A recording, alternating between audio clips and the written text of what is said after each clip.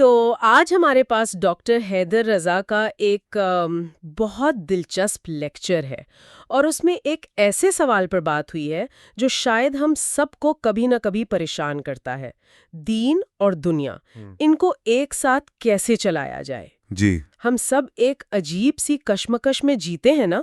ہمیں کامیابی بھی چاہیے، ایک اچھا گھر، اچھی گاڑی، یہ سب، لیکن ساتھ ہی ہم ایک بہتر انسان اور دین کے قریب بھی ہونا چاہتے ہیں۔ قرآن ایک طرف ہمیں دنیاوی زندگی کی حقیقت سے خبردار کرتا ہے، اور دوسری طرف ہمیں اسی دنیا میں رہنا بھی ہے۔ تو آج کی اس گفتگو کا مقصد اسی گتھی کو تھوڑا سلجھانے کی کوشش کرنا ہے۔ اور یہ واقعی ایک بنیادی کشمکش ہے۔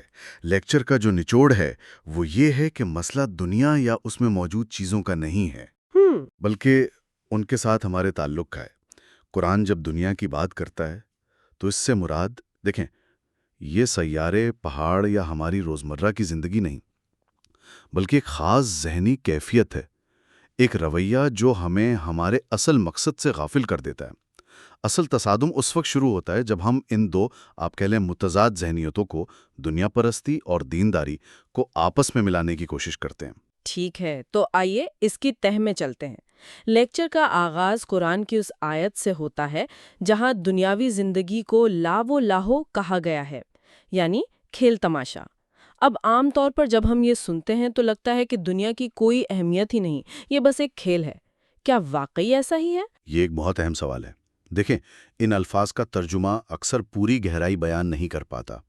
لفظ لاب کا مطلب ہے ایسا کھیل جس کا کوئی حقیقی یا کوئی بڑا مقصد نہ ہو، جیسے بچے کھیلتے ہیں نا۔ اچھا۔ اور لہو اس چیز کو کہتے ہیں جو آپ کو کسی اہم اور ضروری کام سے غافل کر دے، آپ کی توجہ ہٹا دے۔ تو قرآن یہ دونوں لفظ استعمال کر کے یہ بتا رہا ہے کہ دنیا کی جو کشش ہے وہ صرف بے مقصد نہیں، بلکہ یہ آپ کو آپ کے اصل مقصد حیات سے ہٹانے کی پوری صلاحیت بھی رکھتی ہے۔ اچھا، یہ ایک ایسا کھیل ہے جو آپ کو اصل کام بھلوا دیتا ہے۔ تو یہ صرف ایک گیم نہیں ہے، بلکہ یہ ایک ڈسٹریکشن بھی ہے۔ بالکل۔ آج کے دور میں تو اس کی مثالیں ہر طرف بکھری پڑی ہیں، سوشل میڈیا سے لے کر ہماری نا ختم ہونے والی خواہشات تک۔ بالکل، اور جب انسان اسی کھیل تماشے کو، اسی غفلت کو ہی اپنی زندگی کا حقیقی مقصد سمجھ لیتا ہے تو پھر دین اور دنیا میں تصادم شروع ہو جاتا ہے۔ کیونکہ دین کا راستہ آپ کو ایک بڑے مقصد کی طرف بلاتا ہے، جبکہ یہ لہو و لہو والی دنیا آپ کو اسی غفلت میں ڈبوئے رکھنا چاہتی ہے۔ لیکچر میں یہی نقطہ اٹھایا گیا ہے کہ جو دنیا اس تعریف پر پوری اترتی ہے وہ دین کے ساتھ کبھی نہیں چل سکتی۔ کھلاڑی یا کھلونے کیا ہیں؟ میرے خیال میں لیکچر کا اگلا حصہ اسی پر بات کرتا ہے، جہاں ان چیزوں کی فہرست دی گئی ہے جن کی محبت ہمارے لیے خوشنما بنا دی گئی ہے۔ جی، اور قرآن کا انداز بہت خوبصورت ہے۔ وہ کہتا ہے زُيِّنَ لِلنَّاسِ حُبُّ الشَّهَوَاتِ، یعنی لوگوں کے لیے خواہشات کی محبت مزین کر دی گئی ہے، خوشنما بنا دی گئی ہے۔ پھر وہ ان چیزوں کو گنواتا ہے: عورتیں، بیٹے، سونے چاندی کے ڈھیر، جی، نشان زدہ گھوڑے، مویشی اور کھیتی۔ یہ وہ تمام چیزیں ہیں جو اس دور کے انسان کے لیے سب سے قیمتی اثاثات ہیں۔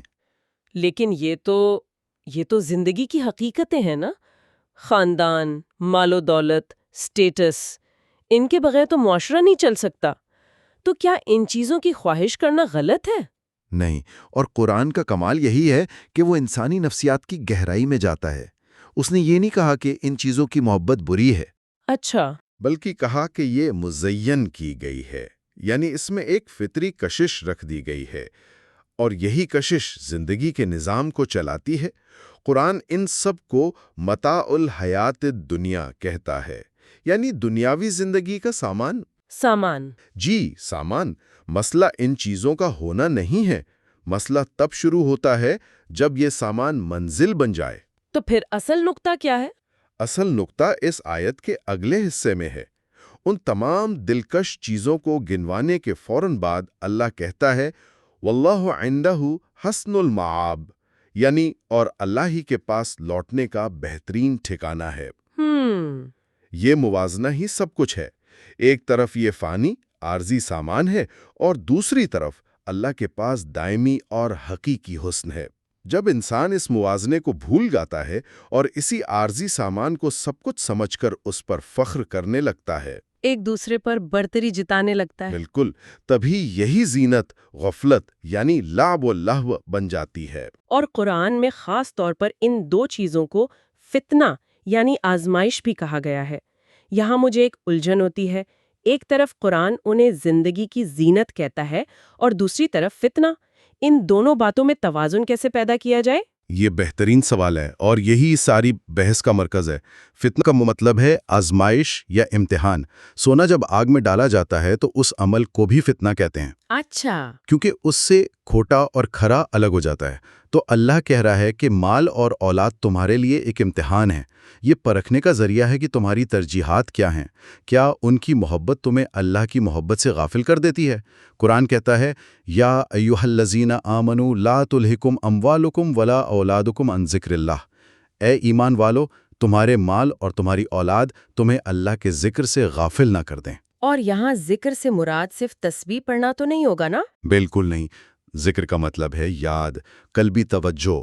جب انسان کا دل 24 گھنٹے مال بڑھانے اور اولاد کے مستقبل کی فکر میں اتنا ڈوب جائے کہ خدا کی یاد کے لیے، اس کے احکامات پر غور کرنے کے لیے جگہ ہی نہ بچے، تو وہ اس آزمائش میں ناکام ہو رہا ہوتا ہے۔ صحیح۔ انسان کی سب سے بڑی غلطی یہ ہے کہ وہ مال اور اولاد کو اپنا حقیقی سرمایہ سمجھتا ہے، جبکہ قرآن انہیں ذریعہ آزمائش کہہ رہا ہے۔ لیکشن میں ایک بہت گہری مثال دی گئی ہے جی، کہ مرتے وقت انسان کا مال اسے کیا دیتا ہے؟ صرف ایک کفن، اور اولاد وہ کندھوں پر اٹھا کر قبر تک چھوڑاتی ہے۔ دنیا میں ان کا ساتھ اور ان کی ملکیت بس یہیں تک ہے، اس کے بعد کا سفر اکیلے کا ہے۔ یہ تصویر تو واقعی ہوش اڑا دینے والی ہے۔ اگر یہ سب کچھ آزمائش ہے اور یہیں رہ جانے والا ہے تو پھر کیا کریں؟ کیا سب کچھ چھوڑ کر جنگلوں میں نکل جائیں؟ اس کا عملی حل کیا ہے؟ میرے خیال میں لیکچر میں بیان کیا گیا ایک عالم کے بیٹے کا واقعہ اس کا جواب دیتا ہے۔ جی، وہ واقعہ اس ساری بحث کا نچوڑ اور عملی حل پیش کرتا ہے۔ واقعہ کچھ یوں ہے کہ ایک بڑے عالم کا انتقال ہوا اور انہوں نے اپنے نوجوان بیٹے کے لیے کافی دولت چھوڑی۔ اس بیٹے نے وہ دولت غریبوں اور ضرورت مندوں پر آپ کہیں کہ بے دریغ خرچ کرنی شروع کر دی۔ اچھا؟ اس کی والدہ پریشان ہو گئیں کہ یہ تو سب کچھ لٹا دے گا۔ انہوں نے اپنے شوہر کے ایک پرانے دوست سے، جو خود بھی ایک عالم تھے، کہا کہ میرے بیٹے کو سمجھائیں۔ اور پھر وہ دوست اس نوجوان سے ملنے گئے؟ جی، وہ گئے اور بڑے پیار سے سمجھانے کی کوشش کی کہ بیٹا یہ کیا کر رہے ہو، اپنے مستقبل کا تو سوچو، سارا سرمایہ ایسے ختم کر دو گے تو کل تمہارا کیا بنے گا؟ نوجوان نے ان کی ساری بات سنی اور پھر جواب میں ایک سوال کیا۔ اس نے کہا، چچا جان، آپ مجھے صرف ایک بات بتائیں، اگر مجھے یہ یقینی طور پر معلوم ہو کہ مجھے یہ شہر ہمیشہ کے لیے چھوڑ کر ایک دوسرے شہر میں مستقل طور پر بسنا ہے، تو کیا یہ عقل مندی نہیں کہ میں اپنا سامان اور سرمایہ پہلے ہی وہاں منتقل کرنا شروع کر دوں جہاں مجھے ہمیشہ رہنا ہے؟ واہ، یہ سوچ تو انقلابی ہے۔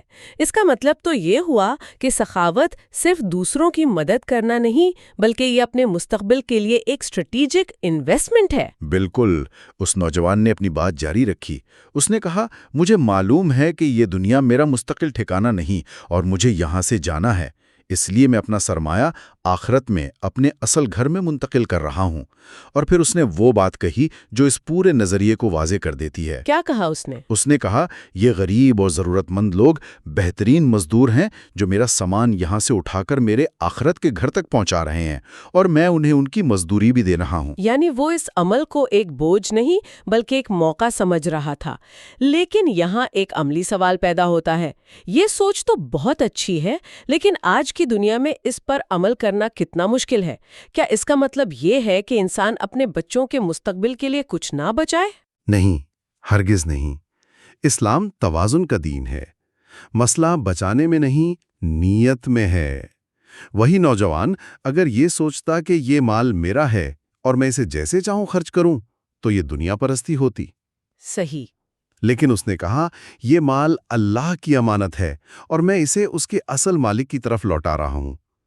جب انسان مال کو اللہ کی امانت سمجھ کر خرچ کرتا ہے، چاہے اپنے خاندان پر ہو یا غریبوں پر، اور اولاد کی اس نیت سے تربیت کرتا ہے کہ وہ دین اور انسانیت کی خدمت کریں گے، تو یہی دنیا دین بن جاتی ہے۔